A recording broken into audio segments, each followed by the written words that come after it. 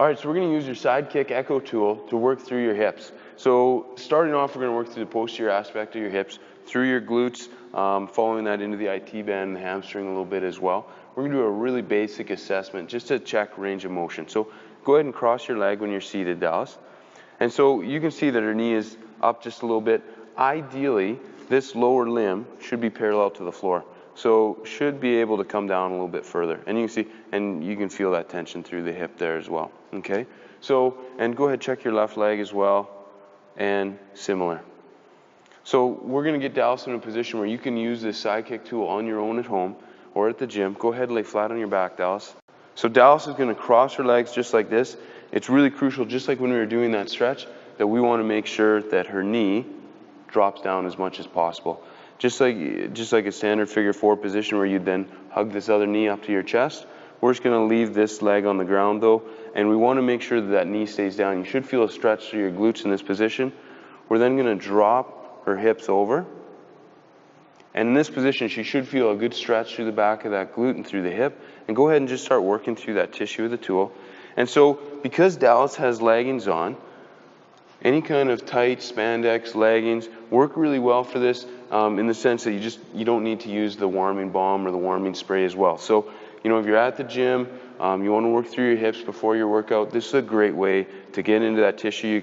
The same thing applies with your IT band, with your hamstrings, your quads, that essentially because of the leggings, it's not abrasive to the skin. So, and Dallas is just in this stretch position, working through those glutes, and again, finding areas where she's going to feel a little more discomfort, a little more restricted range of motion, and your body's going to have the tendency to want to get out of the stretch position. So really coach that knee back into a good position. Sometimes you can have a partner help you with this, and even as we drop this hip forward more, you'll feel that even rolling through the hip, through the SI joint, up into that low back as well. Okay, so we're going to be using your Sidekick Echo tool to work through the front of your hip, through your hip flexors and your quads. And so we're going to do a basic test just to check the mobility. So Dallas is going to hug both knees up to her chest. Okay, this locks out her pelvis and her low back, and then she's going to let that left leg just drop off the bench.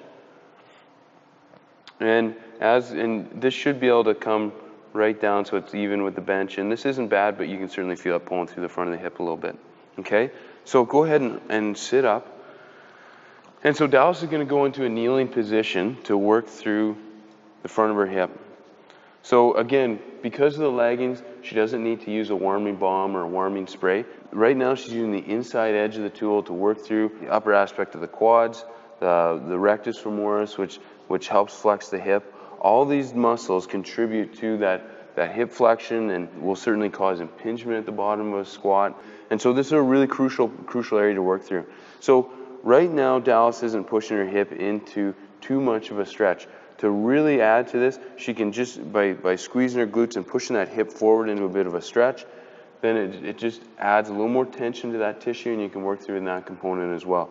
So just very similar to all the other tissue that we work through, we want to work through that muscle in both a relaxed and stretch position. So working through it in a variety of angles and degrees, and even if you slide that knee out to the side a little bit, so you're getting even just a little, changing that stretch up a little bit into the groin and the adductors, and working through that as well.